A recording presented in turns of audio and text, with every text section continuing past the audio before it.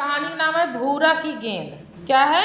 भूरा की गेंद। एक किसान के पास बड़ा सा खेत था। खेत जानते हो ना? उसने इस साल खेत में आलू लगाए। क्या बोए? आलू। आलू जमीन से आलू खोदने का समय आ गया था। किसान कमजोर था और आलू जमीन से खोदना उसके बस में नहीं था। भूरा कुत्ता उसके खेत के बगल में रहता था। क्या रहता था?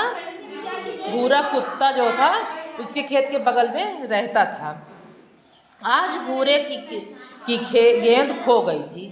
भूरे की गेंद खो गई थी। वह किसान के खेत में गेंद ढूंढने जा पहुंचा। कहाँ ढूंढने जा पहुंचा? किसान के खेत में ढूंढने जा पहुंचा। भूरा ने किसान से पूछा कि मेरी गेंद कहाँ गई? गेंद कहाँ गई? उसने भूरा को देखा और कहा, गेंद तो जमीन खा गई। गेंद जो था जमीन खा गई। किसका गेंद था? भूरा का। और कौन बोला जमीन खा गई? किसान बोला जमीन खा गई। अब भूरा ने जमीन को खोदना शुरू कर दिया। जो कुत्ता था भूरा ना, वो जमीन को खोदने लगा। जमीन से गोल गोल आलू निकलने लगा। उसने सारा खेत खोद दिया मगर गेंद कहीं नहीं मिला। क्यों नहीं मिला था गेंद? उसको छुपा दिया था। किसान ने चुपचाप गेंद निकाली और मेड़ पर रख दी।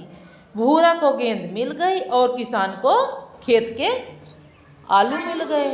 उसको खोदना भी नहीं पड़ा और आलू मिल भी गया। कौन खोदा आलू? भूरा। बबलू हाथी को तालाब में नहाना बहुत पसंद था। किसको नहाना पसंद था? तुम लोग को पसंद है कि नहीं तालाब में नहाना? तुमको नहीं पसंद है?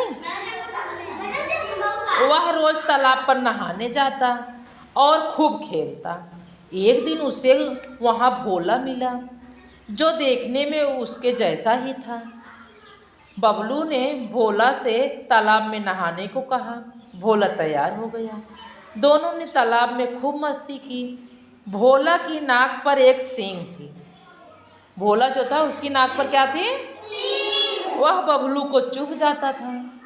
बबलू हाथी को चुभ जाता था।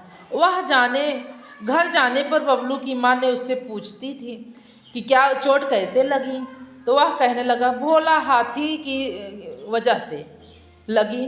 बबलू को माँ ने भोला को एक दिन दोपहर के खाने पर बुलाया। बबलू की माँ ने भोला को अपने घर बुलाया खाने को। बबलू की माँ भोला को देखकर बहुत हंसी और बबलू से कहा, यह तो गैंडा है, हाथी नहीं। क्या था वो?